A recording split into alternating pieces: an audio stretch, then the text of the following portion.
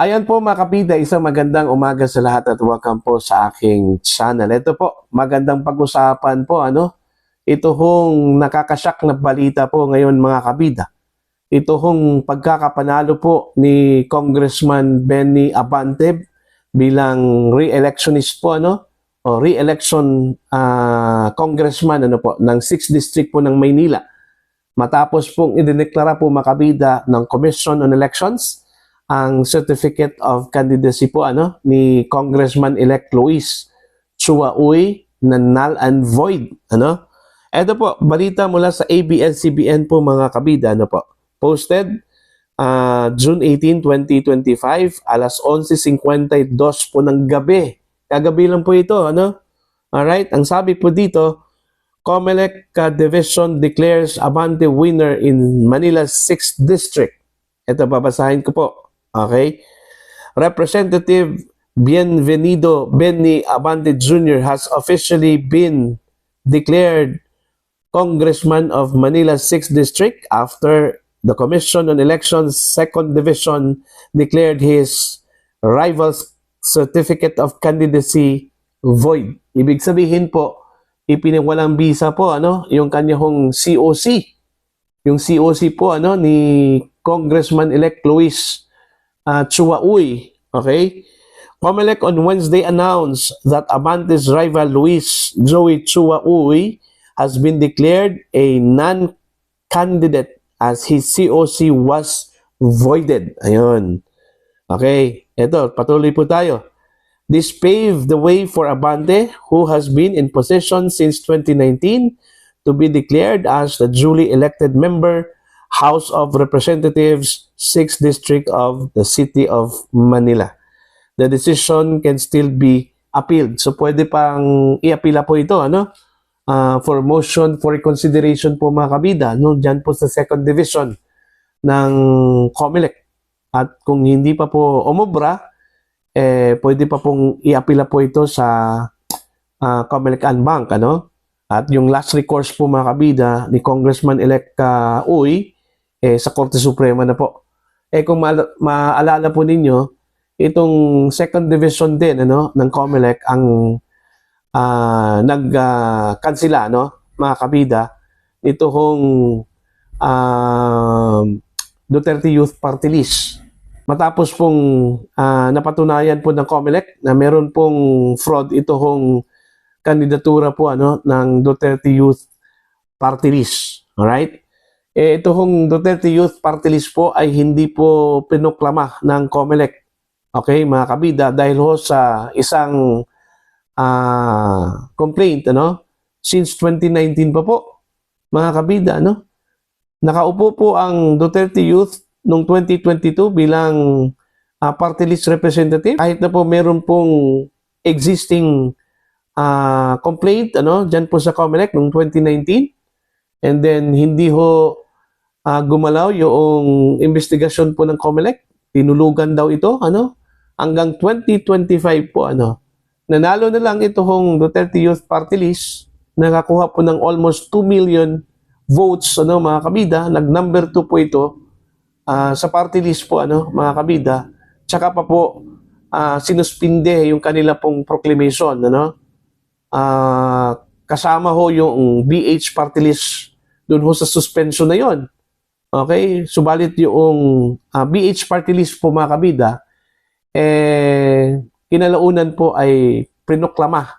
Pero ito hong Duterte Youth Party List ay wala, At after several weeks po, ito na po yung lumabas na desisyon po, mga kabida, ng 2nd Division.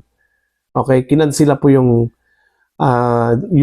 Duterte Youth Party List dahil ho sa napatunayan po ng COMELEC yung complaint, valid po, mga kabida, po.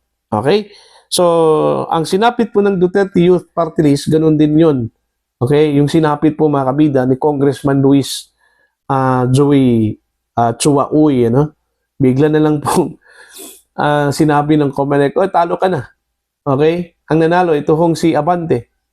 Alright? Kumbaga, natalo na po, ito hong si Abante po, mga kabida, inanalo pa.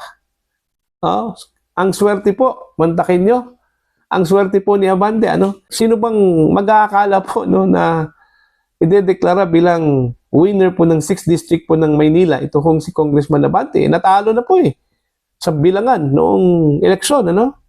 At in fact, idineklara bilang panalo that time, ito kong si Luis Joey Chua Uy, na nalo na po Tapos biglang nagdesisyon ang second division po ng COMELEC na null and void yung COC po ni Uy at idineklarang official winner ito kong si Bienvenido Abante, no? Ilang congressman po ng 6th District po ng Maynila, no, mga kabida. Eto, magbasa po tayo ng mga comments, ano? Ang dami hong nag-comment ho dito, ano, kabida. Actually, ito hong post po ng ABS-CBN, nag-scan po ako. Sila lang po ang may post na ganito, ano, mga kabida. Ang reaction po dito sa kanila pong post ay nasa 6,000, ano? At yung comments po mga kabida, 1,700, ano? At yung shares, 633 po, ano po. Ang sabi po dito sa ilan sa mga nag-comment po mga kabida ng post po ng ABS-CBN, ano? Special treatment, ha? Okay? But na void, yun naman kaya nanalo. May hocus-pocus ba? As lang naman. Okay? Yun yung sinabi po dito sa post po mga kabida, no? Reaction. Okay? Iiyak nga, didilis nito. Abante, abante, walang atras. Ito pa po, ano? Patunay lang na bulok ang sistema ng COMELEC. Hello, Garci, ha ha ha. Nako naman, ginawan talaga ng paraan. Bakit hinayaan pang lumaban si Chua kung null and void din pala ang COC? Dapat umpisa pa lang hindi na tinanggap ng COMELEC ang COC niya. Oo nga, no? Dapat nung umpisa pa lang, wala na Binasura na sana yung certificate of candidacy, ano? Tapos, hindi na sana umabot pa sa point na nanalo po ito kung si Chua po mga kabida, no? Mantakin nyo, tinanggap ang COC, nagkaroon po ng kampanya, ito kung si Chua, gumastos na po, ano? Okay? Kumuha na po ng mga volunteers para sa campaign niya, ano? Tapos, nanalo sa eleksyon. Dineklara po na winner po ng COMELEC. Tapos bigla na lang pong null and void yung kanyang COC. Ganun lang ba kadali yun, ano, mga kabida? Ang daming problema ito hong COMELEC Di ba? Ang dami hong problema talaga. May mga kaso, may mga complaints na hindi ho inaksyonan. Tinulugan lang po, ano? Okay? Umabot pa po sa puntong idineklarang winner po ito kong si Uy, and then kinalaunan po sasabihin po ng COMELEC second division na null and void yung certificate of candidacy. Ano ba yan? I-correlate ko lang po, ano, mga kabida, dito po sa post po ni MJ Kiambao Reyes, ano po? Medyo nakakaduda din, ano, mga kabida. Although wala hong pangalan, sa aking interpretasyon, parang may connection po ito, ano, mga kabida. Ito po, ano, 2 weeks or so ago, a defeated candidate told me with unnerving certainty, okay, hindi yan makakaupo, referring to his opponent who beat him in the recent election. And so I asked, so sino po uupo? He pointed out at himself and grinned and said, sino pa? Di ako. He spoke not with doubt, but with conviction of one who had read the script before the play even began. I dismiss it as mere arrogance, but now I see Nostradamus pales in comparison. He didn't guess. He already knew the decision weeks before the investigation and deliberation started. And now, the weight of it sinks deep, it drains the spirit, it robs you of breath. Ayan.